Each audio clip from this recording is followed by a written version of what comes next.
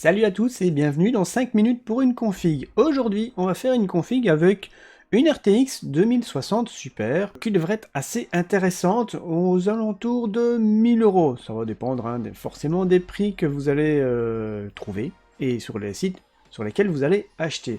Je vais vous donner les prix évidemment sur Amazon qui est relativement pas cher comparé à d'autres sites. J'ai fait la même configuration sur LDLC, Top Achat, Material.net et on est quand même plus cher. Donc cette configuration sera aux alentours de 1000 euros, un petit peu moins, un petit peu plus, suivant les composants que vous allez choisir. Évidemment, vous n'êtes pas obligé de choisir exactement la même chose que ce que je vais vous montrer, mais c'est une très très belle config. N'oubliez pas de mettre un petit pouce bleu, à vous abonner à la chaîne comme d'habitude, et puis c'est parti, on regarde tout ça.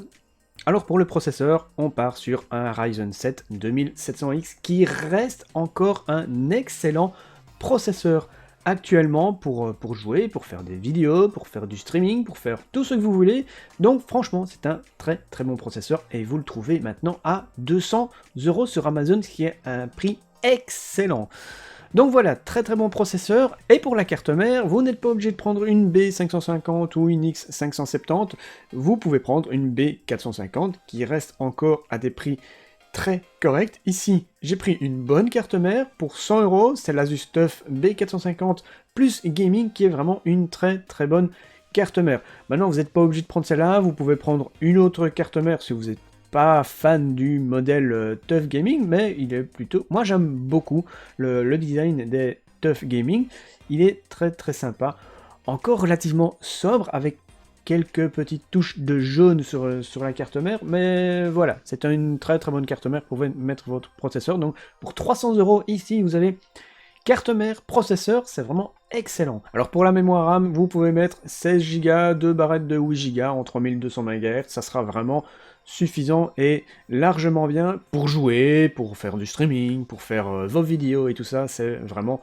pas mal. Ensuite, pour la carte graphique, eh bien, comme je vous le disais, on part sur une RTX 2060 Super qui est vraiment pas mal du tout, et ici, chez PNI, vous avez une très très bonne carte graphique pour 400 € plus ou moins.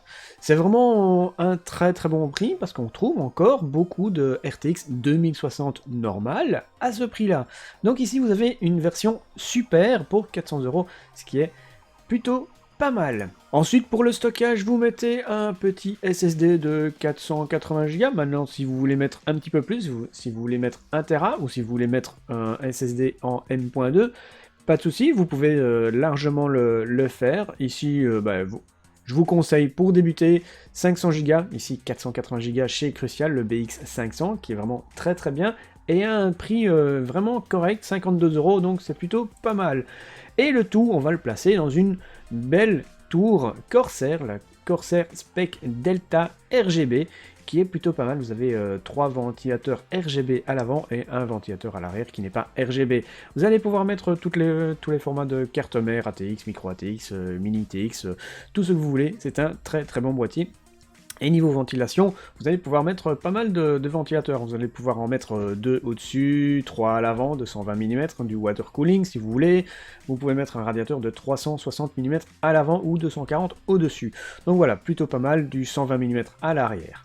Voilà pour le boîtier, c'est un très très bon boîtier. Vous avez la place pour les SSD, les disques durs, tout ce que vous voulez, des passages de câbles en caoutchouc. Il est vraiment très très bien. Et en plus, il est RGB, donc très très bien, parfait.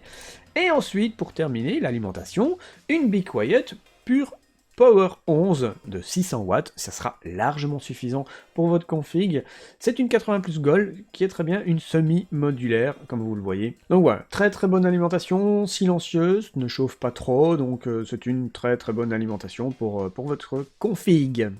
Ah bien voilà, on a passé en revue tous les composants, n'hésitez pas à aller voir dans la description, je vous mets tout ça dans la description avec les liens de chaque produit. Maintenant, vous pouvez prendre une variante, une autre marque, un autre modèle par exemple. Maintenant, ça va changer aussi le prix. Faites attention à ça, mais la carte graphique, vous n'êtes pas obligé de prendre une carte graphique de chez PNI, vous pouvez prendre une carte graphique de chez MSI, de chez Asus, de chez Gigabyte, de chez EVGA, si vous voulez.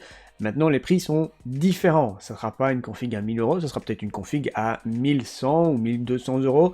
Tout va dépendre des produits que vous allez choisir. Vous pouvez faire une config à moins de 1000 euros aussi. Hein. Vous pouvez mettre une alimentation un peu moins chère, vous n'êtes pas obligé de prendre une Be Quiet, si vous prenez une autre marque, peut-être que ça sera un petit peu moins cher, si vous prenez un autre boîtier un petit peu moins cher, eh bien vous allez peut-être économiser un petit peu, vous allez peut-être descendre à 900, 950 euros, suivant les composants que vous allez choisir. Voilà, j'espère que vous avez apprécié cette petite vidéo, n'oubliez pas le petit pouce bleu, à vous abonner à la chaîne si ce n'est pas encore fait, activez la cloche pour recevoir les notifications quand je posterai une nouvelle vidéo, ou quand je fais un live. Eh bien, sur ce, je vous souhaite une bonne journée, bon après-midi, bonne soirée, tout dépendra de quand tu regardes cette vidéo, bien évidemment, et je vous dis à bientôt.